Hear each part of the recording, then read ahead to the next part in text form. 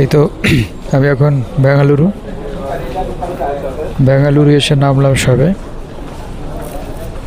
এটা হচ্ছে কেম্পেগৌড়া এয়ারপোর্ট বেঙ্গালুরুর। কেম্পেগৌড়া কে জানো? আশ্চর্য, আমিও জানতাম না। আর তার থেকেও আশ্চর্য হচ্ছে যে এই কেম্পেগৌড়া ভদ্রলোক সেই ষোড়শ শতাব্দীতে এখানে রাস্তাঘাট, দুর্গ, মানে গোটা একটা শহর প্রতিষ্ঠা করে গেছিলেন। মানে উনি কী করে জানতেন যে এই 2026 সালের 26শে এপ্রিল আমি এখানে দৌড়তে আসব?